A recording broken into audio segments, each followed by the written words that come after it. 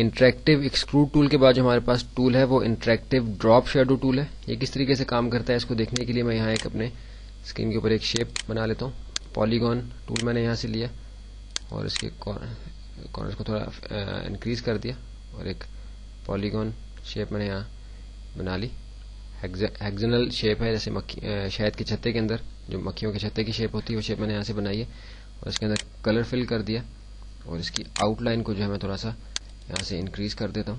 اب ہم دیکھتے ہیں کہ ڈراپ شیڈو ٹول جو ہے وہ کس طریقے سے کام کرتا ہے. انٹریکٹیو ایکسٹروڈ ٹول کے ساتھ نیکسٹ ٹول ہمارے پاس ڈراپ شیڈو ٹول ہے. ڈراپ شیڈو ٹول سلیکٹ کر کے میں اپنی شیپ کے اوپر آئرس شیپ کے اوپر میں ڈراپ شیڈو کا افیکٹ اپلائی کرنا چاہتا ہوں اور اس میں اپنے کرسر کو اسی طریقے سے ڈریگ کروں گا تو آپ دیکھیے کہ یہ ایک اور شیپ اس شیپ کے اندر سے نکلتی ہوئی مجھے نظر آ رہی ہے جو کہ انفیکٹ شیڈو کا افیکٹ یہاں بنائے گی. اب دیکھیے کہ اس پہ جیسے اپلائی ہوئی تو یہ شیڈو کا افیکٹ اس پہ آ گیا. اب اس کی مزید سیٹنگز ہیں آگے ان کو آپ چینج کر کے دیکھ سکتے ہیں کہ یہ کس طریقے سے کام کریں گی. جیسے میں شیڈو کے کلر کو یہاں سے چینج کر سکتا ہوں, دوبارہ سے بلیک کر دیتا ہوں جو نارمل موڈ ہے اس کا, اور کچھ ڈفرینٹ سٹائل اس کے یہاں سے ہم اس پہ اپلائی کر کے دیکھ سکتے ہیں کہ کس طریقے سے وہ مڈ ٹون وغیرہ میں کام کریں گے.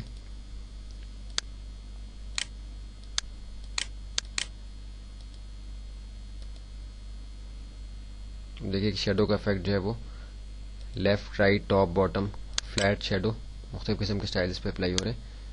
یہاں سے ہم اس پہ ان سائڈ شیڈو کرتے ہیں. اب دیکھیے شیڈو جو ہے تھوڑا سا انورڈز ہو گیا ہے یعنی اندر کی طرف اپلائی ہوا ہے.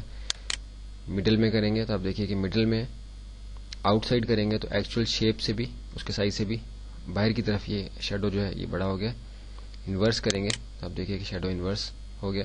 اسی طرح مختلف افیکٹس ہم اس پہ اپلائی کر سکتے ہیں. کسی بھی شیپ کے اوپر اگر ہم شیڈو ٹول کو اپنے انٹریکٹیو شیڈو ٹول کو اپلائی کرتے ہیں تو اس کا شیڈو کریٹ ہو جاتا ہے.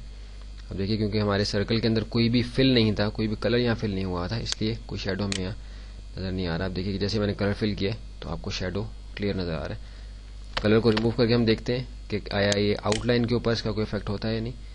آؤٹ لائن بنانے سے آپ دیکھیے کہ صرف آؤٹ لائن کا شیڈو ہمیں اپیئر ہوا نظر آ رہا ہے. آؤٹ لائن کو تھوڑا تھک کیا ہے کیونکہ وہ جو آؤٹ لائن پہلے تھی وہ بہت باریک تھی تو اس کی وجہ سے شیڈو اپیئر نہیں ہو رہا تھا. تو اس طرح انٹریکٹیو شیڈو ٹول کے ذریعے سے ہم اپنے کسی بھی ڈرائنگ کے شیڈوز کو اپلائی کر سکتے ہیں.